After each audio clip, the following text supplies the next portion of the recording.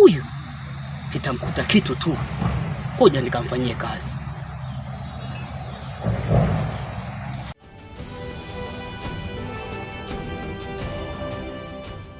Naam? Msamaha wako, lete hela. Sasa mke wangu, hiyo tu kwamba nimechukua kwako. Sasa hii nyingine mimi nikupela, mimi napata wapi tena? Mimi sijui na sio kazi yangu. Mimi nachotaka pesa yangu tu.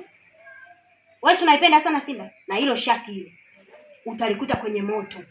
Unaipenda Simba hiyo? Tupate hasara wote.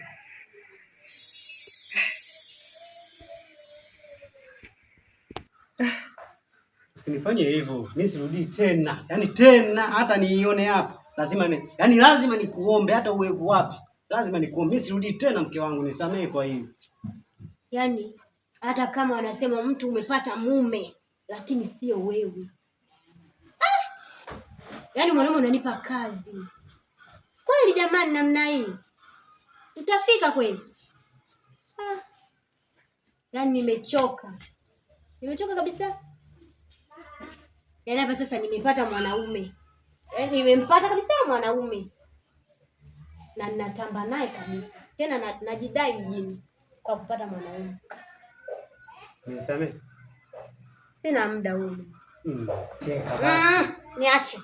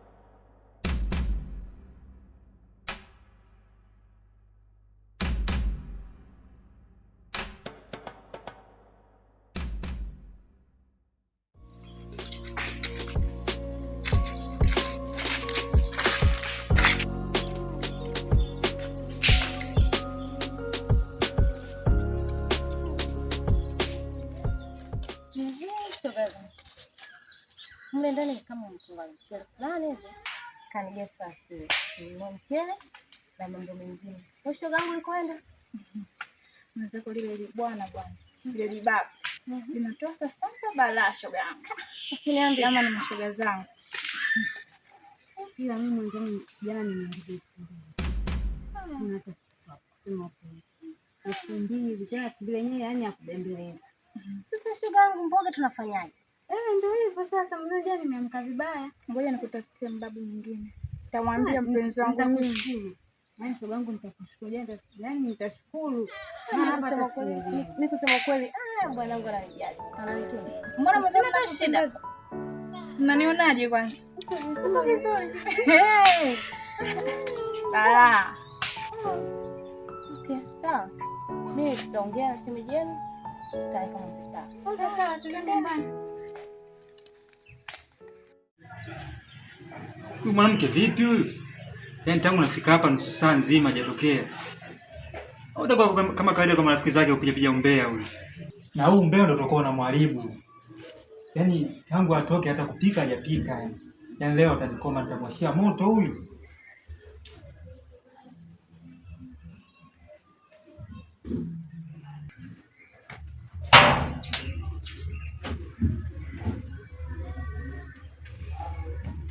Mke wangu, hii ndio tabia gani sasa?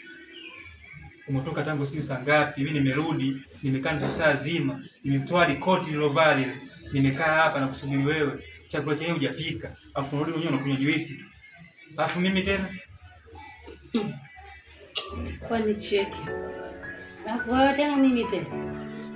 Sasa wewe ndio kama hivyo unakunywa juisi, mimi nakula nini? Na mimi ndio nimewahi kurudi nyumbani, wewe ulikuwa wapi? Wewe unadhani ulichokifanya mimi sijakiona? Hivi wewe mwanaume una matatizo gani hapa mkweli? Kivipi sasa?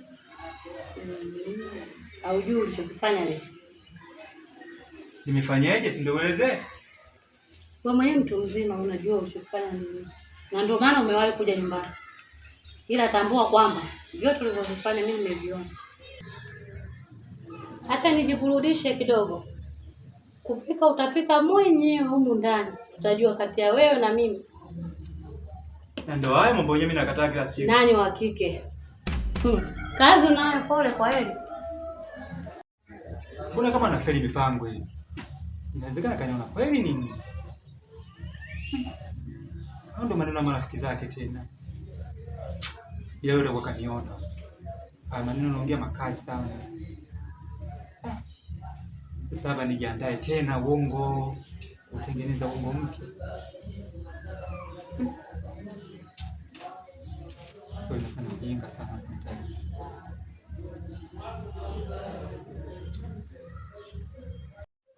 Hivi unakumbuka ile mara ya mwisho tulijadili kuhusu mambo ya michezo? Ni kweli. Au sasa mimi ndio nataka niingie kwenye mchezo.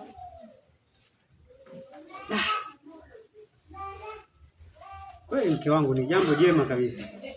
Kwa sababu ukiangalia maisha yetu sasa hivi changamoto sana. Yaani na juzi kati alivyokuja Madam Vivi kudai hela yake. Yaani kwa kweli nilihuzunika sana. Yaani nikasema nifanyeje? Na siku ile tulivyoongea kuhusu wewe kuingia kwenye michezo, kwa nikaona jambo jema kabisa.